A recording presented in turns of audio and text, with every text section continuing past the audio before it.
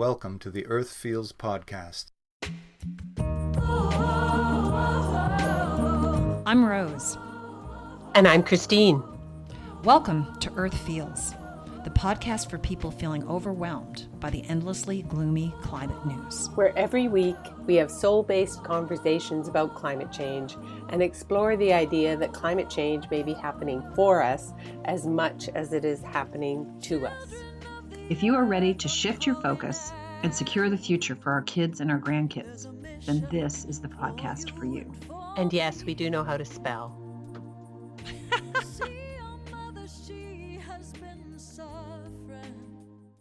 Here we are, Rose and me, and our The first day of the COP25. Yeah. Rose says COP, I say COP25. Oh. And our question is, what is COP25 or COP25 and why should I care? So, should we care that COP25 is happening in Madrid right now, Rose? What do you think? I think we should. So COP25, or I would say COP25, is happening from December 2nd to the 13th. And we're trying to nail down some of the things that were originally started in the Paris Treaty. And so I guess the question is for people, what is COP? What does it stand for? Good question. It stands for the Conference of the Parties. It is the name of the governing body of the UN Climate Change Convention, UNFCCC. It is also the name of the annual meetings of the countries who are parties to the UN Climate Change Convention. So that is what's going on now, Conference of the Parties to the UN Climate Convention. And there's 25,000 people from 200 countries that are coming to Madrid this week. Wow. That include, heads of state. The U.S. is actually sending a bipartisan group there. Really? Including Nancy Pelosi. Mm-hmm. Not the orange one, but Nancy's going. But I thought the administration was not being represented. I don't know if they represented the Trump administration, but they're going. The government is going. So what does that mean? The government is going? Well, Nancy Pelosi. I think there's 6 or 8 of them from the U.S. that are heading there. So that would be the House, like Congress is represented, but not the administration. So that's interesting. That's semantics, right? Oh, but to me, it's not at all. Because the administration is just the president. Doesn't include Congress at this time. But not just the president. It's only the president that's not, essentially. But your president's kind of a big part of your government. Okay, so it says the U.S. delegation is led by Ambassador Marcia Bernacat, a senior department official, because the procedures to quit the Paris Accord initiated last month by the administration of President Donald Trump won't be technically completed for another year, so November 4th, 2020. Right, and But Democratic members of Congress, led by House Speaker Nancy Pelosi, said the nation remains committed to the 2015 agreement's goals. We're still in, said Pelosi, adding climate change poses a threat to public health, the economy, and national security. So I guess the administration is actually represented, but they're not taking, it's not like when Obama went to Copenhagen, like they're not taking it seriously. Obviously, they're pulling out. Well, he's pulling out, I think. I mean, the U.S. is pulling out. He's made a unilateral decision to pull out, but I don't think that Congress weighed in on that. I think he just basically announced it by presidential edict. And so what I have heard from other candidates that are running for 2020 is that it's not going to happen until he's a lame duck. If he doesn't get in for a second term, that they will just reverse it. because it will not have actually happened. I don't know why he announced it, and then there was like almost a year before they could begin to pull out, and then there's another year before it can actually happen. Okay, And so it actually needs to, it won't be completed until 2021. It will be completed at 2020, November 4th of 2020. But that's only a year from when he made the announcement. No, he made the announcement a year ago that we were pulling out. Yeah. And All then right. when that year anniversary came up, then he said, now we're starting. What are they starting? Because as far as I know, it's a voluntary agreement that these countries have come to. There's no fast and hard rules and regulations. They've all just said, we're going to get to this degree by 2030 and this degree by 2040, and this is where we want to be for 2050. It's symbolic. It is symbolic. So I don't understand why it's taking so long for him to withdraw. Because the treaty is symbolic, but it's an international treaty. And so there are obligations that come when you've signed an international treaty. You can't just reverse it. It feels like this is a big week for humanity, because what's decided in this next week, and I don't mean to be an alarmist, but what's decided in this next week really lets us know if we have a chance or not. Because if humanity does not come together to make a change, then what we're seeing happen, what our scientists, what 97% of scientists say, and I'm saying those scientists are the wise counsel that deal in facts, what they're saying is happening. We're not going to turn back. I don't know. And in the next week, by December 13th, we'll know if we're in it for good or if we're just enjoying the time we got left. That's kind of how I look at it. I mean, it's pretty defeatist, but I'm very much tuned into everything that's been going on today. And the Secretary General Guterres, I think that's how you say his name. I mean, his speech was pretty impassioned. The point of no return is no longer over the horizon. It is hurtling towards us. Mm-hmm. And those are his words. Mm-hmm. So that's something to ponder. It isn't in the distant future. The latest UN report says that greenhouse gases rose 1.5% each year over the past decade. Now, there was a pause, and then they started to climb again pretty much after the Trump administration got in. They started to rise, U.S. emissions, but also globally, because what Michael Mann, who's a climate scientist at Penn State, says when Trump signaled he was pulling out of the Paris Climate Accord, it gave other bad players on the international stage an excuse to ramp up their emissions as well. Now, that's Michael Mann's take on it. I think he's probably accurate.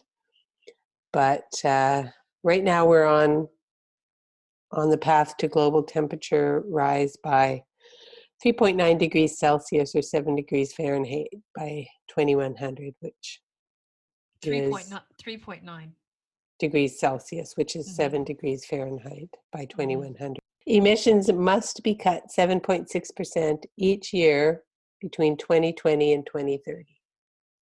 So it's interesting today too, as I was listening to this and doing some research, we've never lived for an extended period of time above 300 parts per million. And so we're in new territory even right now. And I know that McKibben is saying 350. We can't go above 350 and for any sustained amount of time. And I think I looked today and we're at like 411. Oh, I know. Yeah. So 2019. So we're in uncharted territory. We don't know. Human beings have not been on the planet when there has been this much carbon. And so it is not an exact science as to what's about to happen, but we can kind of see where it's going. And just because we haven't been there before doesn't mean we're not going down the wrong path. Well, all And the so, science and scientists have been telling us for decades, this is the wrong path. There's no question about it. We're on the wrong path. well, and so then the question becomes, if you're on the wrong path, people are like, well, we can just slow it down. Well, no, we're on the wrong path. It doesn't matter if we get there next week or next month. We need to turn around and be finding the right path. Isn't that what you do when you're walking in the woods and lost? Which is where we are right now. So it's kind of mind-boggling to me that there's a lot of noise coming from grassroots organizations, but a lot of leaders still aren't listening. So we've got 200 different countries represented this week. 25 to 29,000 people are there. Hopefully they can come to some agreement about where humanity want to survive or not. Well, again, the science has been clear for decades. The leaders who pay attention to it have known it for decades. It's been what I've heard, and I think I've said this before on the show from when I've met with people in the Canadian government, at least, is that people on the street aren't concerned about it, so we can't get too far ahead of them. So the good news is there's more and more people on the street saying, oh yeah, we are really concerned about it. So it's really up to the leadership now to pick up on that momentum. It's up to all of us to continue to put pressure on our governments in whatever way feels right to us, whether it's protesting, whether it's writing letters to your elected officials at all levels, federal, state or provincial and local, writing letters to the editor, whatever it is, doing podcasts, whatever it takes, to get the conversation going. I mean, posting that's the whole, on Facebook. That's the whole purpose of this podcast, is just to get people talking. Right, because that silence is deadly. And so now we have to make sure that we're making a lot of noise so that the governments we want to create the parade that the government can get in front of. I like that visual. Visual. Our silence is complicity. If you're not saying something and that people don't want to be out in the streets and people aren't crazy enough to do a friggin' podcast and people aren't, but you can write a letter or you can talk to your neighbors about it, or you can talk to the people that you work with about it, because the conversation needs to be had. And it's only going to come it has to come from the bottom up, because there's too much profitability in keeping things the way they are. Our system has to change, but you know what? I don't even want to overwhelm people with system change, because it can be overwhelming if you're not aware of how much is in place already. There is so much in place already to move us in the direction that we need to. We just need to stop. The forces that oppose it are so strong and have been so strong. I mean, because they're the richest, the fossil fuel industry is the richest industry on the planet. And renewable energy is much more democratizing than fossil fuel energy is. So there's two forces at work there. Sort of power wants to keep power, and that it also goes hand in hand with the powerful rich want to keep power and money, and they don't want to basically make our societies more equal. The whole 1% idea. So it's kind of interesting to me. I'd love to have your take on this. So energy companies, the Shells, the Exxons, the Mobils, the whoever, BP. Okay. So they know this is coming. They have to know that this is coming. Oh, Exxon knew. They've known for 30 years. I'm not talking, they know that renewables are coming. They know that. So why would you continue to invest in something yes, you have your infrastructure, but wouldn't you kind of hedge your bets and go, okay, well, I'm going to put like 25% of my money into renewables so that when fossil fuels falls off the table, I've got this new business that I'm going towards. You know, BP kind of touted itself, its renewable energy side Mm-hmm. a while ago already, a decade ago or so. I think they expected there to be more of a shift faster. Mm. And even energy companies were surprised at how countries, governments have dragged their heels in doing what they knew needed to be done. But even then, it was not 25%. I don't know what it was. Was it 10%? Was it 5%? It wasn't.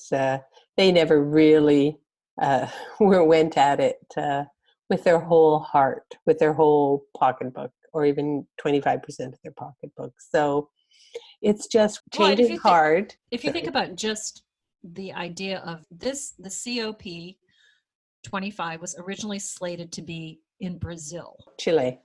No, the gathering was originally going to be in Brazil, but it dropped out once Bolsonaro came. So then it moved to Chile. Oh my goodness. And then when the anti-government protests Wow. erupted in Chile in October, it moved again. And this time, poor Greta, she came across the ocean one way and then had to go back across the ocean exactly where she came from to get back to Madrid. So even to just have the meeting has been crazy. Mm-hmm. And much less trying to get people to agree. I heard a really interesting discussion about Christine. Now, do you know who Cristina Figueres is? She's from Costa Rica. She held the climate file at the UN FCC until a couple of years ago. I don't know who she is. She's from where? Costa Rica. Costa Rica. Okay. But it was a discussion. It was a podcast I was listening to, and it talked about how before the 2015 climate accords, because she was very instrumental in the negotiations, and she was just exhausted at the end of her ropes going into that. She didn't know what to do. So she actually went and spent time with Vietnamese Zen Buddhist monk and peace activist Thich Nhat Hanh. Oh, In his really? village. Yeah. Nice. And out of that, calming? out of that came the Paris Climate Accord. Again, it's not just one person. Wow. But the change in mindset, she realized she had to, it's not one person, but her focus was on making everybody at the table feel like they were winning. It was something that came out of that time of meditation and reflection in Thich Nhat Hanh's village. So well, that's pretty interesting. I think you and I can both attest to the fact that when you're in meditation, you get some pretty powerful messages sometimes, and you open yourself up to what the universe is wanting to tell you. Well, and so we haven't talked a lot about my energy work on this podcast, but for me, going into COP25, I feel like my work is to do the clearing work that I do energetically. I'm going to be clearing one negotiator at a time. I can't clear everybody because that is too overwhelming energetically, but I'm going to invite other people who do the work that I do. And I'm not going to talk a lot about it. If people are interested, they can message me, but they can also look up Jean Hainer, the author of Clear Home, Clear Heart, because that's the kind of clearing that I'm doing. And I can do it because of the training that I have, I can do it at a distance for the negotiator. So that's how I'm going to be contributing, doing my part energetically. And I think that anybody who's listening who are meditators, if you set time aside, even 5 or 10 minutes, more would be better every day for the next 10 days, because that's how long COP25 is going on. And focus love and a vision for a world that is coming together. So not focusing on fear, but focusing on the potential where we could get if we come together and hold those negotiators in Madrid in your thoughts and in your meditations, in your visualizations, in your prayers. Great suggestion. Yeah, I jumped right ahead. Is that an action step? We haven't even, that wasn't even on our list, but No, it's just a good, keep your head and your heart in a space of possibility. yes. The thing about, so COP25 is, this is the 25th meeting that they've had. And this is the last meeting before the Paris Agreement comes into effect. So they, in 2015, when I think there were like 200 nations signed the deal back in 2015, they agreed that emissions must peak by 2020 at the latest and then start coming down. That's next year. That's next year. And so under current scenarios, emissions will need to fall by 7.6% each year in the next decade to get us. And they've been rising. And they have been rising. So you can see, for me, when I hear that, I can feel that I'm tempted to switch into fear, right? Well, so here's a positive then. So we've talked a lot about Drawdown, the book Drawdown, the most comprehensive plan ever produced. I don't have the book in front of me, but Drawdown, edited by Paul Hawken. Today, I got an email from the Pachamama Institute that they are offering a 90-minute online course, which basically is an introduction to Project Drawdown. And I got on and listened to about the first half hour or so. But the thing that was fascinating to me is that they have the book online and how it's presented, which I thought was brilliant. And it's how the book is made too. There's basically 100 different scenarios of possibility right now that we can use to draw us down, which means the peak of carbon emissions will have been made, and then each year it's coming down. So we're talking about the 7.6% per year. That's where we kind of need to be. Okay. And for each year that we miss that, obviously we need to be coming down further the next year, and each subsequent year. But anyway, the book, there's 80 technologies that are already in existence right now, and then there's like another 20 that are emerging technologies, but they're broken down into areas of, I would think, areas of interest. Whether it's food, 8 out of the top 20 solutions are around our food system. There's a section on women and girls. We talked about that. If you're passionate about women's empowerment, then look at those items to see, because we all need to be doing something. And all of these 80 things that are already in the pipeline, we all can be doing a couple of them. We don't have to be perfect.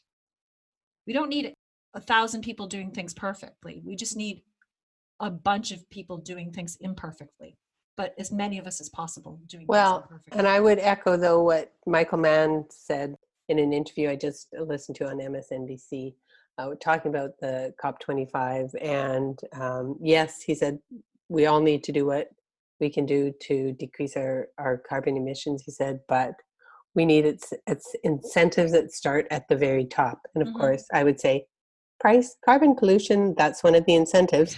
But also, he said, we need to stop electing officials who are following the bidding of fossil fuel executives and companies and lobbyists. That's what it is. I mean, they lobby constantly because they have the money. So yes, I think finding out more about Drawdown is really important because it's a way to address climate change. It's not, I mean, it is mitigation in that, it's adapting to it, but it's drawing down carbon. We can deal with this. We don't have to put up with the carbon that we put in the atmosphere unwittingly over the last 150, 200 years.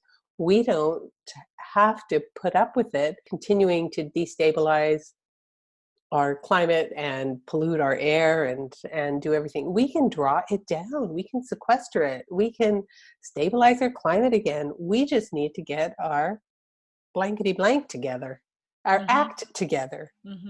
And it's a really interesting time to be alive, Rose. I just was going to say, I had a family member contact me this week because a coworker of hers was recently in her office, just devastated and not knowing what to do because she's so upset about climate change. And so it's really important that the message gets out there that, number one, to talk about it like we are, because I don't know if this person felt like there was any place that they could talk about it except with this coworker. And to realize there are ways we're not trapped. We need to act, but there is exciting ways that we can pull that carbon out that we've emitted. Right. Well, I think that goes back to, we talked about humans are pretty ingenious when their backs are against the wall. Our backs are against the walls. Hello. Don't think we can go any much further without falling over the whole cliff that's behind us. Yeah. Well, we need to make the global leaders have to come up with a practical plan to cut emissions in the next 2 weeks. That's really what we're looking at. Yeah. There needs to be a practical plan. And I think we're up for it. I think our leaders are up for it. I'm holding the vision. Yeah. Yes. It's doable. There's a lot of smart. It is doable, even without the U.S. being on board. I mean, I think the U.S. we're responsible for 13% of the global emissions. The second largest emitter after China. So, but our local governments and our state governments, just because the president isn't on board doesn't mean that there aren't states and counties and cities and towns that are doing everything that they can. So, all right. So do we have our good news? You mentioned Pachamama's drawdown initiative. Yeah. And I will put up a link for the Pachamama webinar. It's only 90 minutes long. It's filled with information. It's free. It's the book that Christine and I tout in a number of our episodes. We talk about it. And Paul Hawken, who is the man that edited the book, and whose brilliant idea it was to come up with some solutions when he had gone out and was polling people, like, what are the best solutions? And people were like, we don't know. And we don't have the time to put it together. So he decided that he would do that. He's interviewed quite extensively, and it's almost like a one-on-one conversation. If you make it on large screen, it's you and Paul in the room together. Awesome. And he's talking, and he's very personable and not a fear monger at all. He's just very factual, and he is actually pretty positive that he knows that these 80 solutions are already they're not pie in the sky. They're already there. We just have to scale them up, and it's going to take the political will to do that. So that's really positive stuff. That's the good news. The other good news is Washington State, woohoo, is moving its ferries from diesel to battery powered, and for those electric, so electric powered. Then it will be electric powered. For those of you who don't know, the Washington State ferries are the second largest ferry system in the world, and they consume as much fuel as a mid-sized airline. So 20 million gallons of diesel a year. They move 25 million people a year.